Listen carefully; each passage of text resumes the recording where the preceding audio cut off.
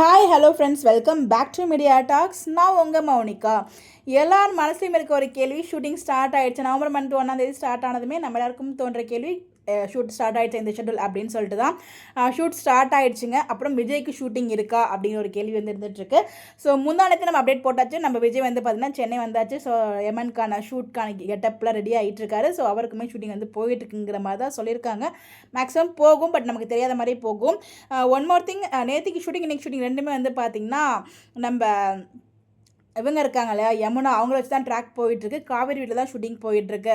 So maybe இந்த வீடு ரிலேட்டடுக்கான issue தான் போயிட்டுருக்குன்னு நினைக்கிறேன். எனக்கு என்ன தோணுதுன்னா, இதில் கங்கா மட்டும் தான் ஆப்போசிட் பண்ணுற மாதிரி எனக்கு ஃபீல் ஆகுது. யமுனா வந்து விஜய் வீக்காக கொடுக்கறதுக்கு ஓகே சொல்லுவாங்கன்னு தான் நான் நினைக்கிறேன். நீங்கள் என்ன நினைக்கிறீங்க அப்படின்னு கமெண்ட்டில் சொல்லுங்கள். பட் ஷூட்மே ஸ்டார்ட் ஆகிடுச்சுங்க. இன்றைக்கி நேற்று 2 நாளுமே ஷூட்டிங் போயிட்டுருக்கு. 2 நாளுமே காவேரி வீட்டில் தான் போயிட்டுருக்கு. இன்னொரு ஒரு சர்ப்ரைஸ் மாதிரி அடுத்த வீடியோவில் நான் ஷேர் பண்ணுறேன். ஸோ கண்டிப்பாக நமக்கு அது ஹாப்பியாக இருக்கும், எல்லாருக்குமே ஹாப்பியாக இருக்கும். எல்லாருமே எதிர்பார்த்துட்டு இருக்க ஒரு அப்டேட்டும் அதுதான்.